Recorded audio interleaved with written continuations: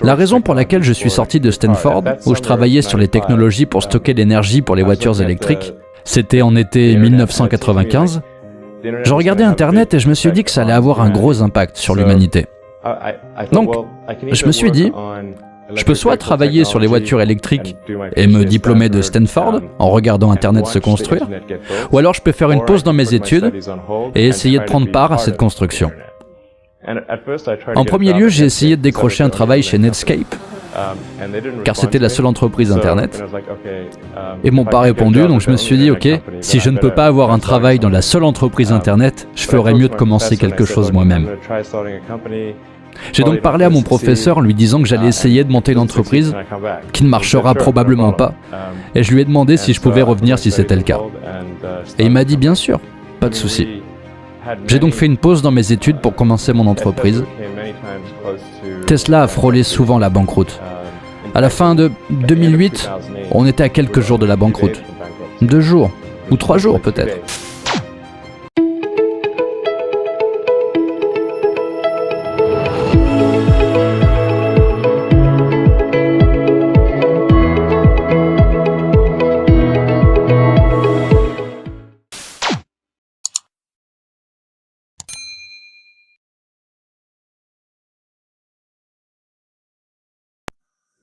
Oui, j'ai effectivement perdu beaucoup de batailles. Pour l'instant, je n'ai pas perdu de guerre, mais beaucoup de batailles. Je ne pourrais pas les compter. Je n'aime pas vraiment le risque pour le risque. Je pense que certaines choses sont très risquées et ont vraiment peu de chances de succès. Mais si vous voulez obtenir une percée vraiment innovante, vous n'avez pas vraiment le choix. Quelque chose qui est vraiment innovant sera forcément accompagné d'un risque d'échec.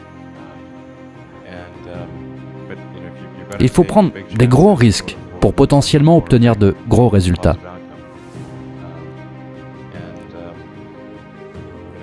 Et si le potentiel résultat est assez excitant, je pense que ça vaut le coup de prendre un gros risque.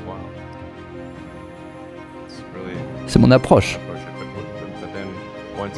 Mais une fois que je me suis engagé, je dois faire de mon mieux pour réduire au maximum le risque, ou du moins pour améliorer la probabilité de succès.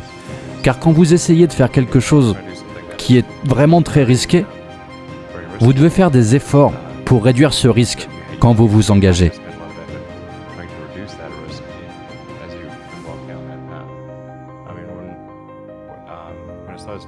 Quand j'ai lancé SpaceX, je pensais que les chances de succès étaient très faibles. Je pensais qu'on allait vraiment échouer.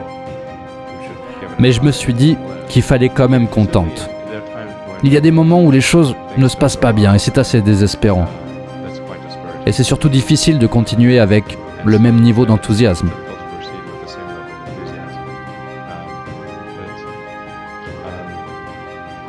Je pense que les choses que nous faisons sont importantes pour le futur.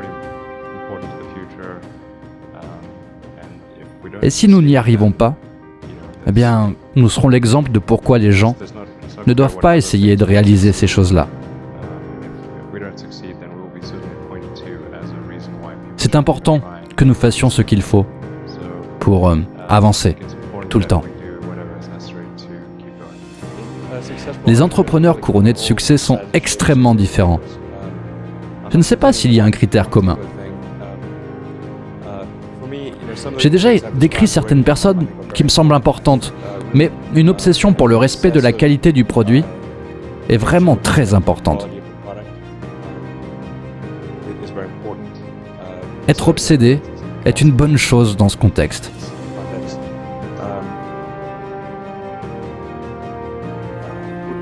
Aimez ce que vous faites, peu importe le domaine. Même si vous êtes le meilleur des meilleurs, il y a toujours une chance d'échec. Donc, je pense qu'il est important que vous aimiez ce que vous faites. Car si vous ne l'aimez pas, la vie est trop courte. Si vous aimez ce que vous faites, vous y pensez même quand vous ne travaillez pas. C'est quelque chose pour lequel votre esprit est programmé. Si vous n'aimez pas ce que vous faites, je ne pense pas que ça puisse marcher. Je pense que c'est important d'apporter un esprit critique à ce que chacun fait. Par ça, j'entends les fondamentaux de la logique.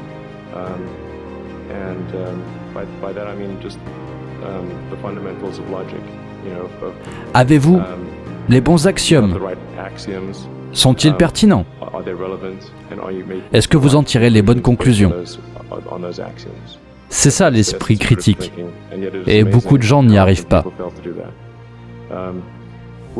Je pense que l'esprit d'illusion est inné dans le cerveau humain. Vous espérez que les choses soient comme vous le voulez, donc vous filtrez automatiquement des informations qu'il ne faudrait pas filtrer. C'est vraiment le défaut le plus commun que je vois. Si vous voulez faire quelque chose de vraiment innovant, vous devez appliquer une sorte d'analyse du principe premier. Et ne fonctionnez pas par analogie. Les analogies font référence au passé. Le principe premier veut dire que vous regardez les vérités fondamentales dans un domaine particulier. Et toutes les choses qui sont presque indiscutablement correctes, vous en tirerez une conclusion. Si vous voyez que cette conclusion est en désaccord avec ce que les gens croient, vous avez une opportunité. Vous ne pouvez pas penser comme ça partout, car ça prend trop de puissance mentale. Donc la plupart du temps dans votre vie, vous devrez raisonner par analogie. Mais si vous voulez vraiment innover, vous devez raisonner par le principe premier pour identifier le problème. La raison pour laquelle je suis sorti de Stanford, où je travaillais sur les technologies pour stocker l'énergie pour les voitures électriques, c'était en été 1995, je regardais Internet et je me suis dit que ça allait avoir un gros impact sur l'humanité. Donc, je me suis dit, je peux soit travailler sur les voitures électriques et me diplômer de Stanford en regardant Internet se construire, ou alors je peux faire une pause dans mes études et essayer de prendre part à cette construction. En premier lieu, j'ai essayé de décrocher un travail chez Netscape, car c'était la seule entreprise Internet. Et m'ont pas répondu, donc je me suis dit, ok, si je ne peux pas avoir un travail dans la seule entreprise Internet, je ferais mieux de commencer quelque chose moi-même. J'ai donc parlé à mon professeur en lui disant que j'allais essayer de monter une entreprise qui ne marchera probablement pas, et je lui ai demandé si je pouvais revenir si c'était le cas. Et il m'a dit bien sûr, pas de souci. J'ai donc fait une pause dans mes études pour commencer mon entreprise. Tesla a frôlé souvent la banqueroute. À la fin de 2008, on était à quelques jours de la banqueroute. 2 jours, ou 3 jours peut-être.